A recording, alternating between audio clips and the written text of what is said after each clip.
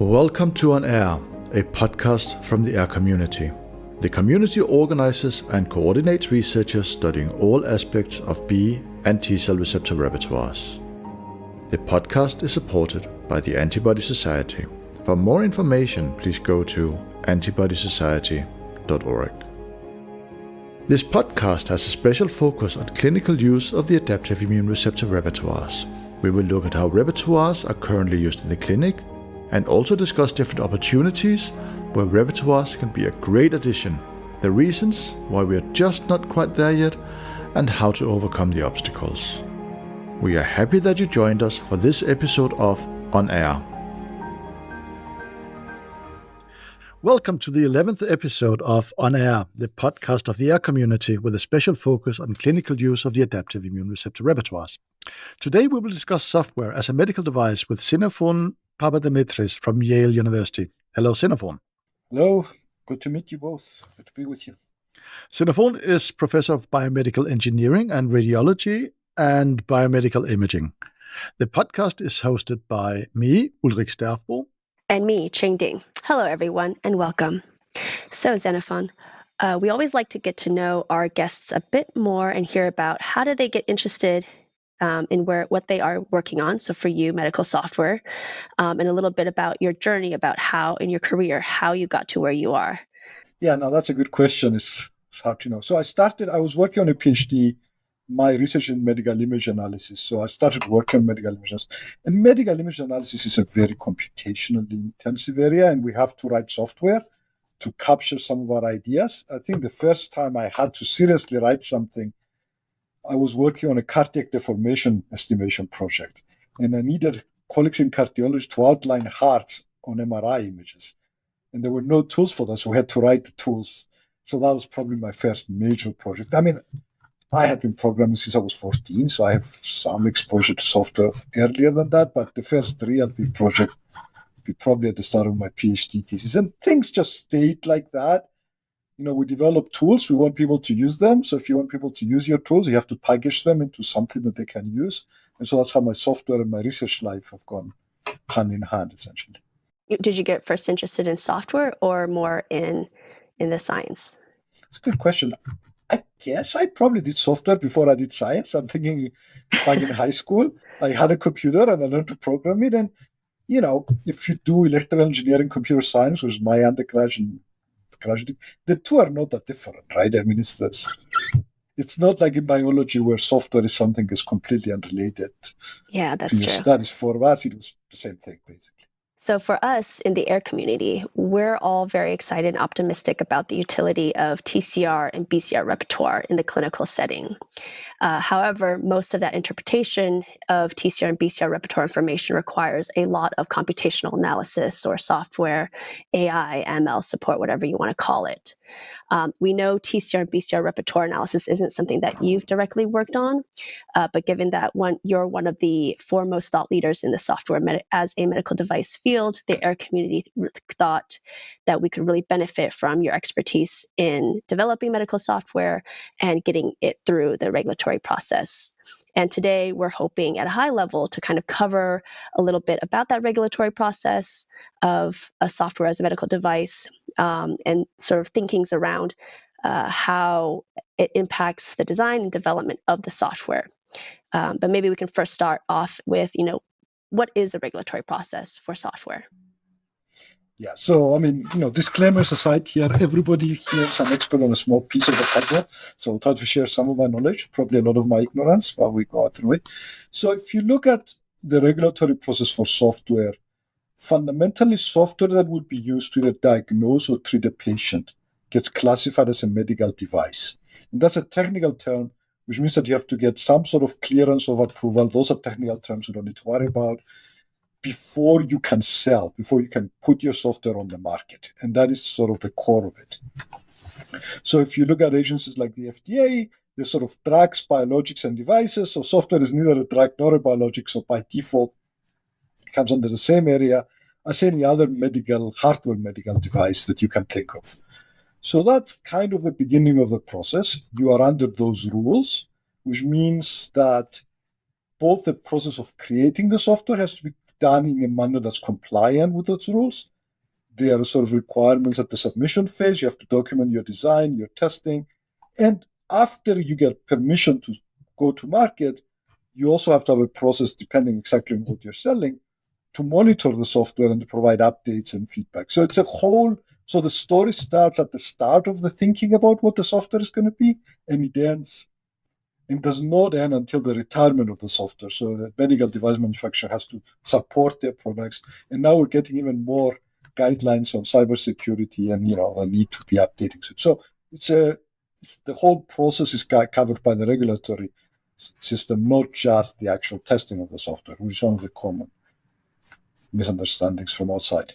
I guess from the regulatory process, are not all software are considered medical device, or sort of like, what is that delineation? Is it just for? So crudely, the delineation is if the software is going to be used to diagnose or treat a patient, then almost certainly it's a medical device.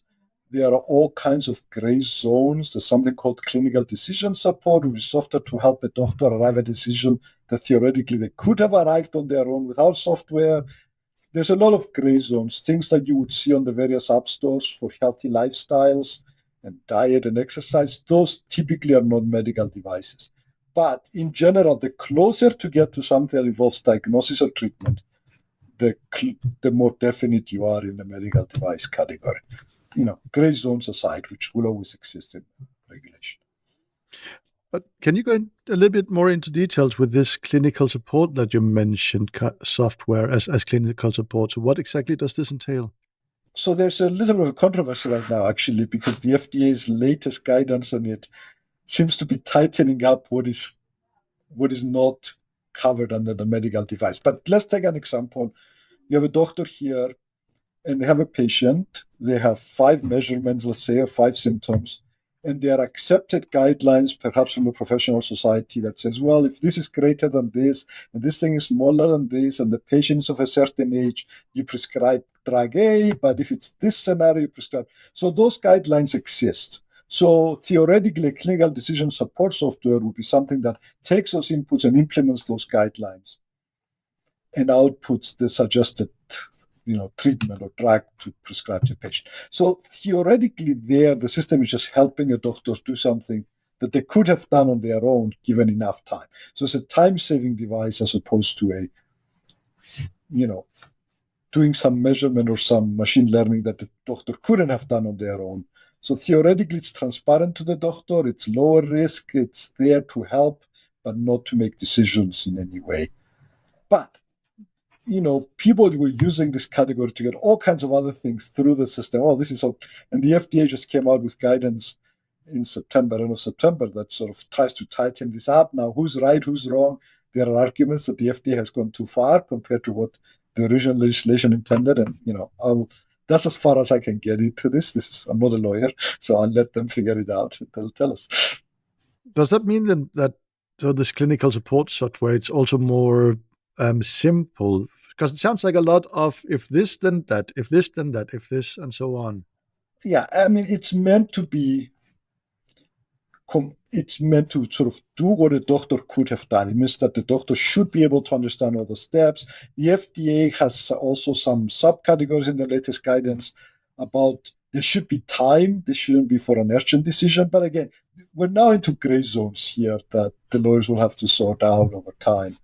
But the idea is that not everything that gets used in a hospital software-wise is a medical device, right? Microsoft Word is not a medical device, and if you use it to type up some patient report, the electronic health record, interestingly enough, is not a medical device. So the thing that runs the hospital, image viewers by themselves do not qualify either. It's just when you get to the point we're touching diagnosis or treatment, that is where the line tends to be. Now, obviously, there's a lot of fuzziness around that, right? Yeah, I guess so. Speaking of diagnosis or treatment, TCR and BCR repertoire is a little hard to wrap around your head when you're not, when you're an outsider. So I feel like the other equivalent that is probably further along or better known is maybe like ctDNA for cancers, right? At least for liquid biopsies. for diagnosis or as a prognostic biomarker. Are you familiar with that and how the FDA views that genetic information? I'm not. This is not Okay. my. I can speak about imaging, which is probably the most common one, actually, if you prefer me to. So I could give some Okay. examples from that. Sure. So when you go to the first step in the regulatory process is to establish what's known as the risk classification of what you're proposing. And the risk classification simply says, well, if something were to go wrong here, how bad could it be for the patient? Are we talking about minor injury, major injury? You can extrapolate it all the way, obviously. So the first and the most the thing that people often miss is that it's less critical as to what the software will do, but how it will be used. So the same exact piece of software could be medium risk or high risk, depending on the context. So take something like, a diagnostic for detecting cancer from magnetic resonance images or CT images. If this is something that's going to be used as an aid to the doctor, like as a second opinion, or to check, that probably would be a medium risk device because there's a doctor, there's a human in the loop, and that lowers the risk. Presumably the human will see if it's a mistake. The same exact piece of software, if you were to use it on a completely automated mode, would probably become high risk now, because now there's nothing between the software and the treatment decision, right? Or the diagnosis here. So that's the first step, and that determines everything. So depending on your classification, then the review process changes, the amount of detail they will ask for changes, whether you're doing a full-blown clinical trial or some sort of retrospective data evaluation, and that is where the line tends to be here. So the more we remove software from human interaction, or the less human interaction there is with what comes out of the software, the more high risk it is. Even though it will do the same thing every time it sees the same kind of data, and the human may not. Yeah, I'm not sure that I would say that I would make that absolute statement. It's simply if the software goes wrong, what system of check and balances do you have in place? And you can imagine another scenario where, is there a direct action from the software to doing something, or is there a path? Is there time? The same applies to sort of wearable devices and, monitoring heart rate, right? If the monitoring is simply a case of, well, we're going to use this and plus lots of other information to come up to some thinking about the patient, that's a lower risk. If this is the thing we're going to use to decide whether the patient needs medication or surgery, that's a slightly different question, right? Because you're using the same information, but how you use it determines what the level of risk is. The same goes with everything else in life, right? It's so how it will be used, not what it does. If that's sort of the fundamental principle of the regulatory process. There's a great example in one blog post that they use a thermometer as an example. And he says, a nurse uses a thermometer to measure a patient's temperature. And if it shows high, the nurse will touch the patient's forehead and then decide. That's low risk. If the nurse doesn't touch the patient's forehead but gives medication, but the medication isn't going to kill the patient, maybe that's medium risk if it's the wrong medication. But if the nurse does the same thing and the medication could potentially have lethal consequences, now that's high risk. It's the same thermometer, right? But what's the level of, what are you using that reading for? So that's kind of one example. You said that risk classification is the first step. Mm-hmm. Did I get that right? Well, it's the thing that determines everything else. So yes. But what comes after then the risk classification? Well, so the risk classification will determine, for example, what level of detail a regulatory agency will need about the design of your software. Do you need super detail? Do you need to tell them a vague outline of what's in the software, or do you need to tell them at some high level of detail what's in the software? It will determine what level of testing they would need to see, right? A medium risk device, you may be able to get away with like retrospective evaluation on existing data. A high risk device, you may be looking at a full-blown prospective clinical trial.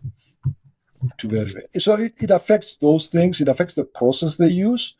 So a medium risk device, you may be able to survive with what in the United States is known as a 510K process, which is you claim there's already an approved device on the market that does something similar, and so long as you meet the same characteristics, you're okay.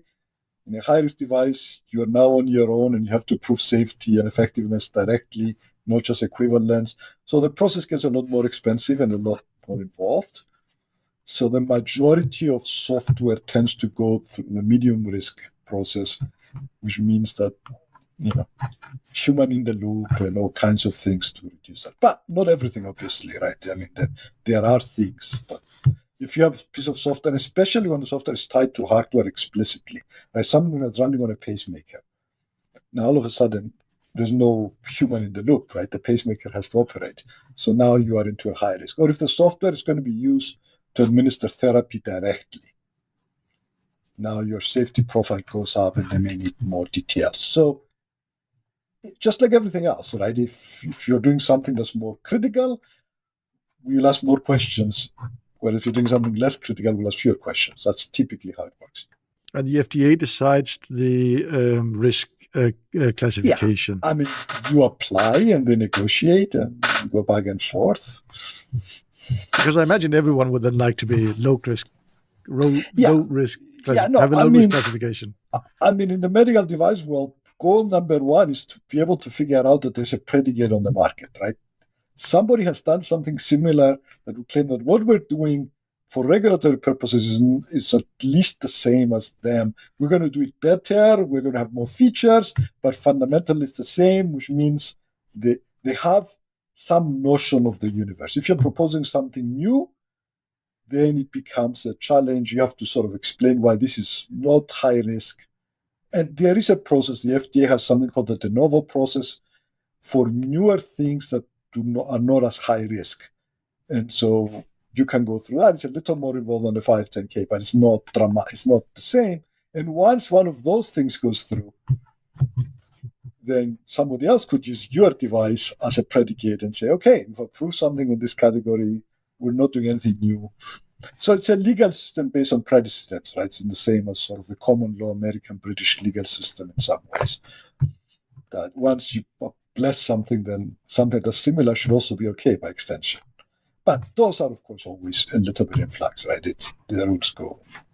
So does that predicate have to be within the same indication, or could it just be, like, for example, the imaging based, like imaging for tumors or imaging for, I don't know, just the brain? It has to basically do the same thing. Okay. So you want something that detects tumors in mammograms, there better be another thing that detects tumors in mammograms, right? Okay, so it can't be tumors in brain versus tumors in breast tissue. No. I mean, although it would help you potentially if you had to go the other routes as well. This is not that different, so you know what the risk level is for this, so the risk level for that isn't that different. But you can't use it as a predicate. It has to be similar. Does this risk classification in any way relate to the software development, I'm wondering? Yeah, I mean, so take for example, there are standards for developing medical device software, medical software. So the requirements in those standards vary by your risk level. So do you need detailed testing? In high-risk software, the standards recommend that you do detailed testing. In low-risk software, you may be able to get away with just end-to-end testing, right?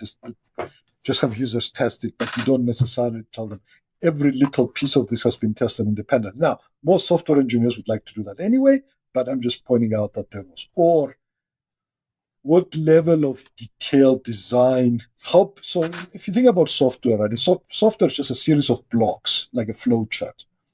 Now, what's the level of abstraction that you put into that flow chart? So the higher the risk, those blocks need to be more and more concrete, smaller and smaller. A lower risk thing, you can say, well, these are my major modules. Maybe the subsystems aren't as well documented in a lower risk thing, but in a higher risk thing.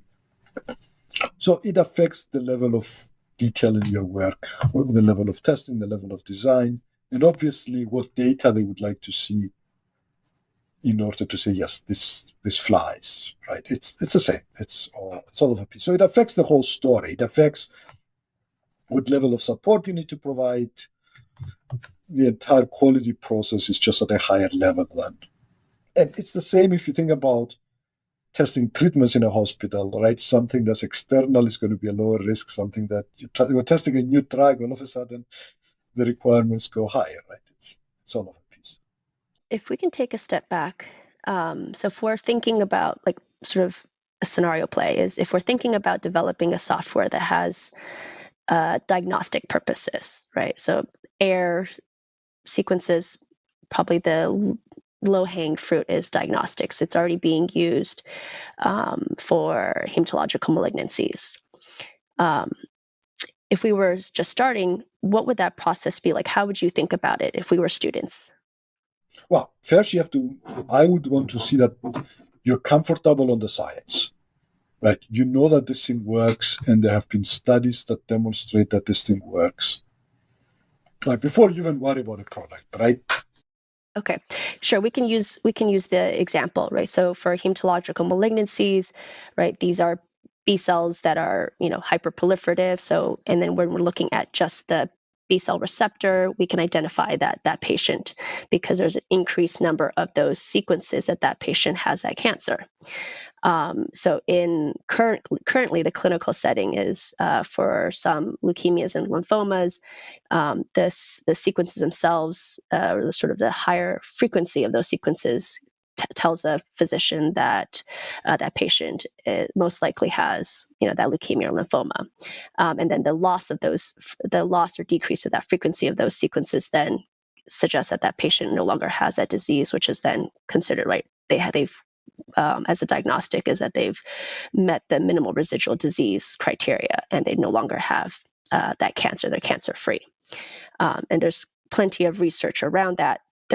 But then right now, I don't believe there's no technically software for the analysis. It's pretty disconnected between universities and how they define that. So if we were to do that. So if you were to do this and you're going to sell it, which means you have to get permission to get to the market, which means you're already a company of some form, right? You need to be a medical device manufacturer ultimately. So you need to set up a company. You need to set up some notion of a quality system, which is some procedures in place for how you do things. And because part of the process of developing medical software is to sort of demonstrate that you're doing proper work. In the FDA lingo, this is called design controls, that basically you design your software before you build it. You have procedures in place for who reviews the code, who tests the code, how you do things. So you need to have some notion, at least at the start of the process, of a very basic, at least, quality system, some rules of the road, to ensure that the people who are doing the programming are trained, to ensure where you're getting your data, how you're storing your code, all of those things that are no different than any good software company would do if they're doing any serious work. Okay, not your basement app developer, but something one step up from that.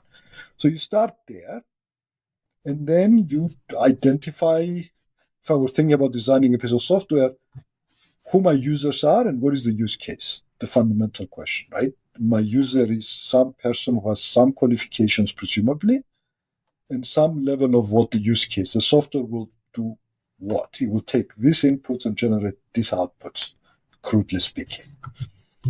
And from there, now you have your use case. What will the software do?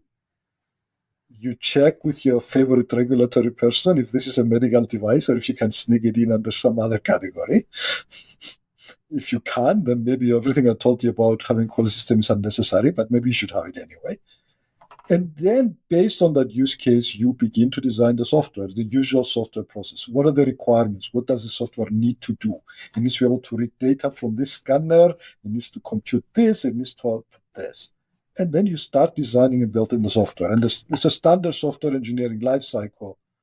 The big difference between, so if you were to hire somebody from outside the medical world to do this for you, the thing that they are often surprised is that there's a certain level of paperwork and documentation you have to keep track of, in addition to just doing the programming. But otherwise, it's a fairly standard software process in some ways.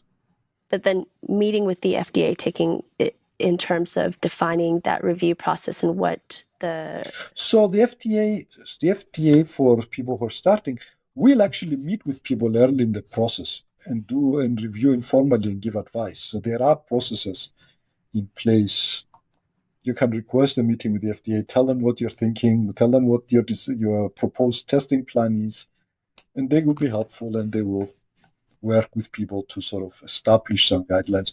Before you go to the FDA, you should find somebody who's a regulatory expert, not me, I'm a professor. Find somebody who does this, who stands similar products, and they'll help you identify the lay of the land. By the definition of needing a quality system in place, that problem is you're already working with a regulatory consultant who's going to help you set that up. So it's the same exact. What I tell students sometimes is, in science, you're told talk to your statistician early in the process, so you don't talk to them at the end. It's too late. The same applies to regulatory people. Talk to them early, so make sure you're doing things right from the beginning, so you don't come to the end and it's just too late. You've missed something. Statisticians hate it when you come to them with just data at the end of the experiment, right? It's often too late for them to help you. Same story. So think of them as playing the same role. As statisticians. Okay. Yeah, people you need to talk to early and often, not at the end. Yeah, that analogy will stick with me. Such a software is then low risk category, right? Because it would not do anything to the patient. It would just help the doctors maybe make an informed decision. It would probably one of many inputs to the doctor. Yeah, it would depend on, it would probably medium risk. So that is something you have to negotiate with them. And if you can claim that it's just simple clinical decision support, in general, anything that involves patterns on complicated data or anything that involves analyzing images doesn't seem to come under that category. So it'd be a medium grade medical device. There's nothing low risk with software. And at the moment we're dealing with software, things get into it because you could mislead a doctor into providing something, right? So you would do your design and you would sort of then go on to verify that it's accurate, right? You would have a certain set of data. So the FDA's clinical evaluation guideline basically tell you they want to see three things when it comes to like software. And this is not just an FDA guideline, it's an international guideline the FDA adopted. It's plausible, and this is the question I was asking before, like you have some good science that tells you that what you're measuring is likely to be useful, helpful in a doctor, right? If we could do this, you believe it. There is enough science to back you up. There is a notion of accuracy, like what you're measuring is accurate. Like when we say there's this level of expression, is this level of expression plus or minus some acceptable error, but not too far. So you have to do like a technical validation. And then the last thing they want to see is some sort of clinical utility, right? That you could use this successfully in a patient setting to make decisions, right? So that's kind of the lay of the land there. How is it with imaging? Because I'm thinking in such a software that Ching is talking about, the input data might be problematic. So depending on sampling probabilities, you might have something out. How is this with images? So there you have a good idea where to look, or is that also sometimes a bit of hit or miss? So in images, you probably have built a database. Let's say you're doing a retrospective study, right? You would build a database of data, of images, ideally from more than one hospital, with human experts having gone in and labeled what the results should be. And then you build your algorithm to try to replicate that, and you demonstrate some accuracy level. And this is where if you're doing something that's already has gone through FDA, you know what level of accuracy you need to hit because they have approved, so they have cleared something before at that level of accuracy. With images, we have sometimes, iterative variability issues, like not every human expert will rate the same thing the same, but there are tools for figuring that out. You may have to have 3 raters and 2 of them agree with you, or you are within the bounds of their level of agreement. There are, this varies from case to case. If you're doing this for the first time, you may have to develop those measurements and what those standards should be. But in general, it has to be good enough to be useful, right? If it's not helpful, then ultimately, even if you went through the regulatory process, like people think of the regulatory process as the end of the world, right? That's like we've succeeded. No, it's just the start of the story. Then you have to convince people to buy it. right? The fact that you went through the regulatory process doesn't mean anybody's going to want it. So I guess sort of another question I had, I guess that I wasn't completely understanding is, so there's software as a standalone, right? Software as a medical device, and then there's software as part of a physical medical device. right. For the TCR BCR sequences, would our medical device or physical medical device be the actual like sequencing or the kind of kits that we're using, right? Like we have to have, right, certain sets of primers, certain set of controls, etc., just to generate that data. So yeah, so that's a good question. The usual answer to everything in life is that it depends. So is the rest of it already in standard use? it's not standardized fully. So that's why I'm kind of, right, like the most ideal situation is if it was standardized, which then probably would make it into. So take our case with imaging, right? If the imaging device is already in existence in the hospital, it's already been used by humans to read the scans, then software as a medical device. So the definition of software as a medical device is you're running on standard hardware. You're not using any custom hardware, right? So you're running on a phone or a computer that people would use for all kinds of tasks. You haven't built the hardware yourself. So there's nothing about the hardware that's interesting. Or the hardware is already approved in some way. Like a CT scanner has already gone through the process, and so we're getting images from already a device. So the easiest way, if I'm a software developer, is I want your measurements to have been already gone through, like that you can measure these things, that your assays are okay, etc. If it's not, if you're developing a whole system of which the software is a small piece, then you get into a different category, which I wouldn't be the person to talk to, obviously, but then your risk classification is the risk of the system. The use case is the use case of the system, right? So when we as engineers design a system, we do the following. We take the whole universe and we divide it into two parts. The part that we care about, that's our system, and everything outside our system. And we define the boundaries of our system, what comes in and what goes out.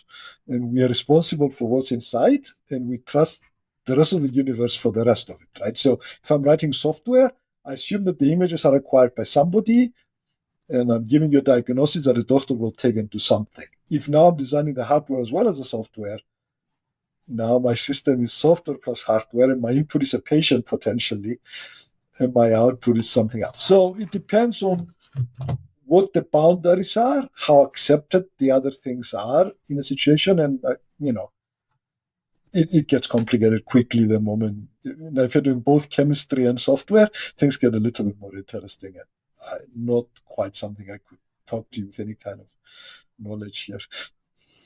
So I guess a general question, and I think I know your answer, but with all of these, with all these big data that we're getting from, all these digital inputs, whether that's, your Apple Watches or from all of the MRI and CT scans that we're collecting from patients all around, do you think these machine learning and AI software are going to replace physicians and doctors, or is it always going to be kind of a supporting role?